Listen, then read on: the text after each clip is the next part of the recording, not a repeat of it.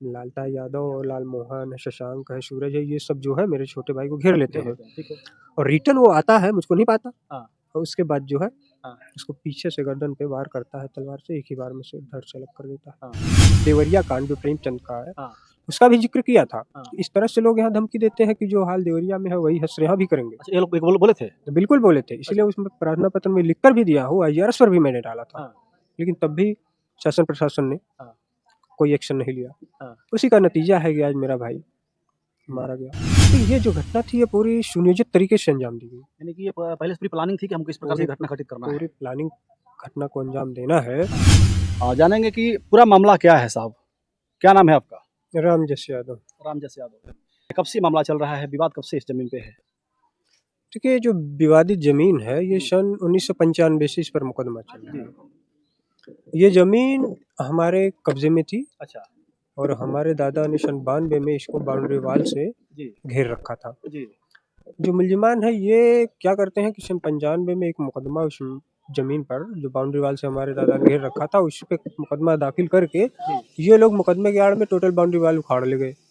फिर समय बीतता रहा, धीरे धीरे उस जो जमीन कब्जा शुरू कर दिए, मकान बना लिए।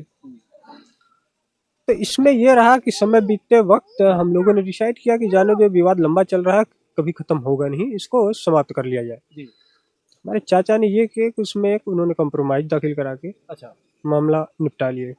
बचे हम उसमें। तो हमने भी एट लास्ट में डिसाइड ये किया कि ये जमीन समय के अनुसार चिन्हित होती गई कि बंजर वर्ग है। अच्छा। तो बंजर वर्ग के होने के नाते हमने इस पर उच्चाधिकारी जैसे कप्तान साहब, जिलाधिकारी महोदय को शिकायती प्रार्थना पत्र भेजा। नहीं उस पर कोई सुनाई तो हमने IGRS पर भी कई प्रार्थना पत्र डाले कि ये जो विवादित जमीन है, बंजर खाते की जमीन है, इसको जो है खाली करा के सरकारी कार्य में इस्तेमाल कर लिया जाए ताकि ये हमेशा का विवाद खत्म हो जाए। फिर भी न तो प्रशासन ने सुना, न राजस्व विभाग ने सुना।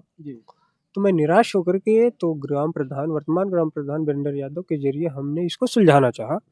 तो उन्होंने कहा कि ठीक है, जितने का वो दावा किया सब उसी के दो, विवाद खत्म हो जाए।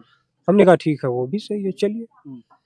हमने उनके कहे के अनुसार टोटल जमीन जो है विवादित सब उसी को दे दिया। अच्छा। अब देखेंगे जो पीछे विवादित जमीन वहाँ पे है, इस घर के पीछे वो तो हम लोगों के कब्जे में थी, ये घर था नहीं उस समय, तो पूरा यहाँ से वहाँ तक हम ही लोग थे।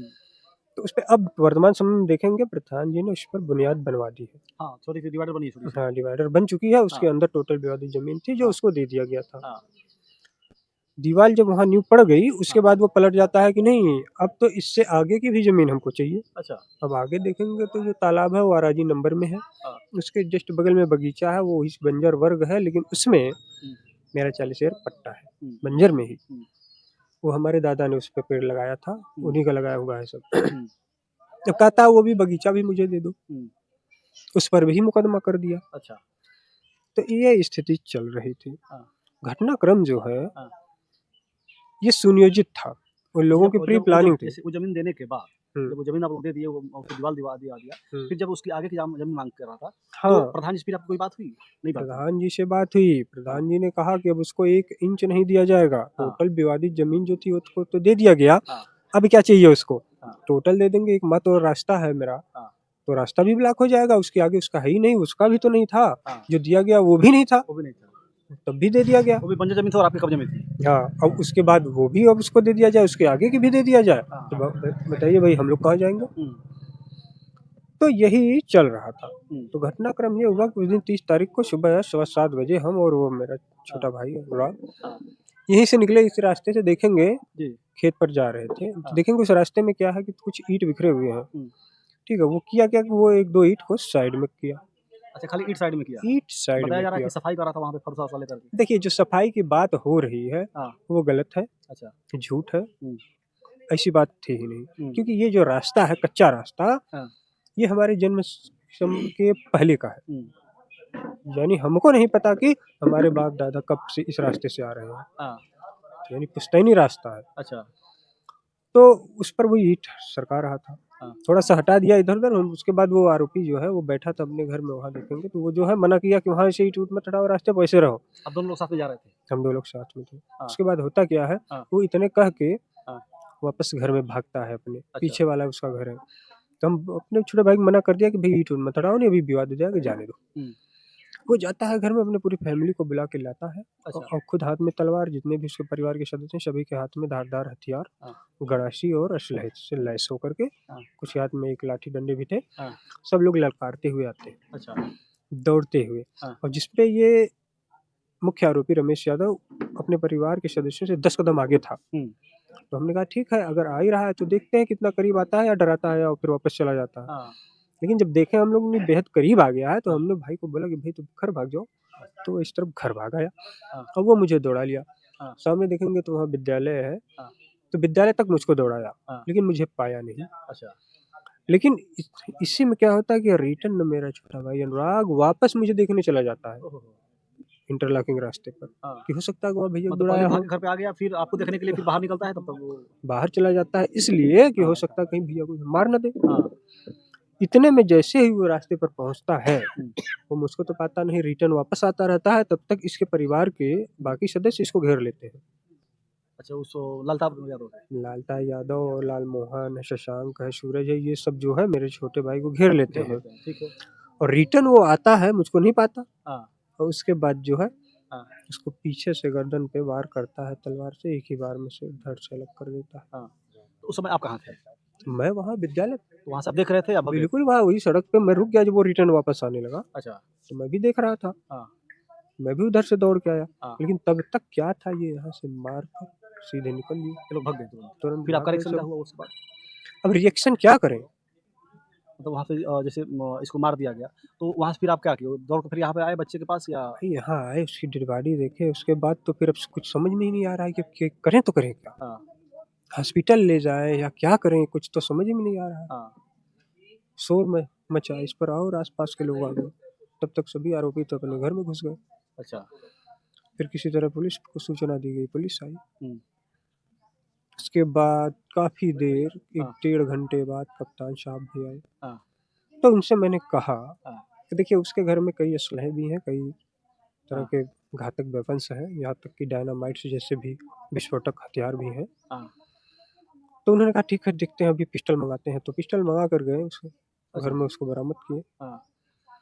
तो ये जो घटना थी ये पूरी सुनियोजित तरीके से अंजाम दी गई। यानी कि ये पहले से पूरी प्लानिंग थी कि हमको इस प्रकार से पूरी घटना घटित करना है। पूरी प्लानिंग घटना को अंजाम देना है। हाँ।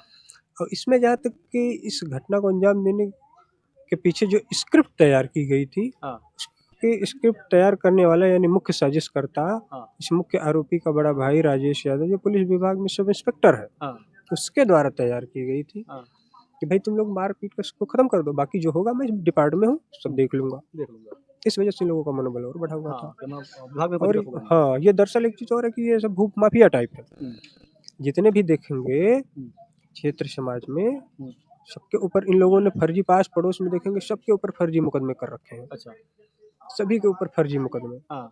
यानी कि सबको फर्जी मुकदमे में फंसा करके सबकी जमीन को कब्जा कर लेना, इनकी ये नियत रही ठीक है, है। तो वो घटना तो हो गई, तो फिर इसके बाद परिवार के लोगों की मांग क्या, आप लोगों की मांग क्या है सरकार से या प्रशासन से, शासन से क्या क्या मांग कर रहे हैं आप लोग इस मामले में? क्या देखिए शासन प्रशासन तो आप जान ही रहे हैं, हाँ। कहीं कोई हत्या हुई, मर्डर हुआ तो बाबा का बुलडोजर, हाँ। ठीक, हाँ। बाबा की ठोको नीत, हाँ। ये तुरंत एक्शन लेती है। हाँ। उसको तुरंत अमल में लाया जाता है। हाँ। लेकिन प्रशासन द्वारा हमें 3 दिन का समय दिया गया था कि भाई 3 दिन के बाद हम एक्शन लेंगे। हाँ। आज 5 दिन हो गए, 5 दिन हो गए, धरातल पर कहीं कोई एक्शन नजर नहीं आ रहा है, तो कोई कार्रवाई नहीं हो रही है। कोई कार्रवाई नहीं हो रही है। तो इसलिए मैं कहना चाहूँगा कि भाई जैसे मैं पहले 2023 में 24 में भी मैं प्रार्थना पत्र देता रहा और प्रशासन कुंभकर्णी नीति सोता रहा, इंतजार करता रहा कि कहीं बड़ी वारदात हो, वो हो ही गया। मैंने जो भी प्रार्थना पत्र दिया था उसमें उस समय हम देवरिया कांड जो प्रेमचंद का है, उसका भी जिक्र किया था। इस तरह से लोग यहाँ धमकी देते हैं कि जो हाल देवरिया में है वही हसरे यहाँ भी करेंगे। अच्छा, ये लोग बोले थे? तो बिल्कुल बोले थे, इसीलिए उसमें प्रार्थना पत्र में लिख कर भी दिया हो, IRS पर भी मैंने डाला था। लेकिन तब भी शासन प्रशासन ने कोई एक्शन नहीं लिया। उसी का नतीजा है कि आज मेरा भाई मारा गया। और इसी तरह जो मैं उम्मीद भी करता हूँ कि जब प्रार्थना पत्र देने के बाद भी कोई एक्शन नहीं लिया गया, तो आगे भी भविष्य में एक्शन लिए जाने की कोई उम्मीद नहीं है। इसलिए हमें कोई उम्मीद नहीं है, सरकार से और प्रशासन से आपको कोई उम्मीद नहीं है कि कोई उम्मीद नजर नहीं आ रही, क्योंकि उन्होंने 3 दिन का समय दिया, 5 दिन बीत गए, कुछ नहीं किया उन लोगों ने। जब भी मैं प्रार्थना पत्र दिया भी था, तो एक बार लेखपाल मुझसे संपर्क किया और कहा कि भाई आप प्रार्थना पत्र देते हैं, सबसे पहले आपके खिलाफ एक्शन लेंगे। कि भाई ले लो, मेरे खिलाफ ही एक्शन ले लो, तो भी समाज में संदेश जाए कि भाई कोई जबरदस्ती किसी की जमीन वगैरह न कब्जा करे। लेकिन वो थोड़ा सा पैसे वाली पार्टी थी, उससे पैसा वैसा लेकर के सब फर्जी रिपोर्ट लगा के मामला रखा दो। ये गतिविधि चल रही है। और प्रधान जी का, जो आपके गांव के प्रधान जी हैं, उनका क्या रिएक्शन है? देखिए, प्रधान जी का जो रिएक्शन है, उन्होंने उस समय तो समझौता करा दिया, वहाँ पे बुनियाद भी बनवा दी, बाउंड्री वाल की नींव भी पड़ गई, ताकि विवाद हमेशा के लिए खत्म हो जाए। अच्छा, कोई नेता आपके दरवाजे पे आया कि नहीं उसके बाद? जैसे यहाँ के विधायक हैं वो जगदीश नारायण जी, और सांसद हैं प्रिया सरोज जी। देखिए, सांसद है प्रिया सरोज जी, वो भी नहीं आई। हाँ। इस घटना वाले दिन हाँ। स्थानीय गांव के ही विधायक है जगदीश नारायण, वो आए थे। लेकिन वो इसलिए आए थे कि भाई आप ये बॉडी पोस्टमार्टम के लिए भिजवा दिए, बाकी उसके बाद जो होगा हम देखेंगे, कार्रवाई होगी, आश्वासन देकर चलते बने। उसके बाद से फिर आए नहीं। यहाँ पर खेल मंत्री गिरीश चंद्र यादव भाजपा के, वो भी आए थे। पूर्व विधायक जफराबाद हरेंद्र प्रसाद भी आए थे। कुछ समाजवादी के जिला अध्यक्ष, अन्य कार्यकर्ता भी आए थे। तो कहीं न कहीं इतने लोग आ करके इस स्थिति का राजनीतिक लाभ उठा रहे हैं, कार्रवाई का आश्वासन दे रहे हैं। भाई कार्रवाई तो धरातल पे कहीं नजर नहीं आ रही है, तो फिर क्या? इससे स्पष्ट हो रहा है कि आप लोग केवल मातम पर राजनीति कर रहे हैं। तो देख सकते हैं वकील जी हैं, और उस अनुराग के चाचा के लड़के, और धीरे धीरे देखिए भावुक होते, बात करते करते भावुक होने लगे बेचारे। और होंगे भी क्यों ना, इस प्रकार की इतनी बड़ी वारदात हो जाना और आंखों के सामने हो जाना, और पहले इन पे धावा बोला गया, फिर बाद में उस बच्चे के ऊपर धावा बोल करके उसे मौत के घाट उतार दिया गया। और उसके बावजूद, इतनी बड़ी घटना होने के बाद, आज इनके साथ न प्रशासन है न शासन है। लोग बता रहे हैं कि जितने नेता हैं, लोग आते हैं और आकर के अपनी हाजिरी लगाकर चले जाते हैं, सिर्फ वोट की राजनीति करते हैं। और प्रशासन आज के डेट में कुछ भी सुनने को तैयार नहीं है। जो 3 दिन के अंदर कोई कार्रवाई करने की बात करी गई थी, आज 5 दिन बीत गया। 5 दिन बीतने के बाद भी छोटी सी भी कोई कार्रवाई नहीं हो रही है। जिस प्रकार से इनका कहना है कि बुलडोजर नीति चल रही है योगी सरकार में, कि कोई अपराधी अगर होता है तो उसके घर के ऊपर बुलडोजर चलता है, ठोको नीति है, किसी अपराधी का इनकाउंटर किया जाता है। लेकिन इस प्रकार की कोई कार्रवाई अभी तक नहीं हो रही है। कोई आश्वासन भी उस प्रकार से नहीं दे पा रहा है कि हम कब तक क्या कर देंगे। तो काफ़ी इस सारी बातों को सोच करके भावुक हो रहे हैं। तो आप लोगों की इनकी बातें सुनकर क्या लगा, इस घटना पे आप लोग क्या कहेंगे? आगे इस प्रकार से घटना न घटे, इसके लिए आपका सजेशन क्या होगा, और सरकार की जो नीति है इस पर क्या कहेंगे? आप लोग कमेंट के माध्यम से जरूर बताने का प्रयास करिएगा। इसी के साथ वीडियो खत्म करना चाहेंगे। जय हिंद, जय भारत।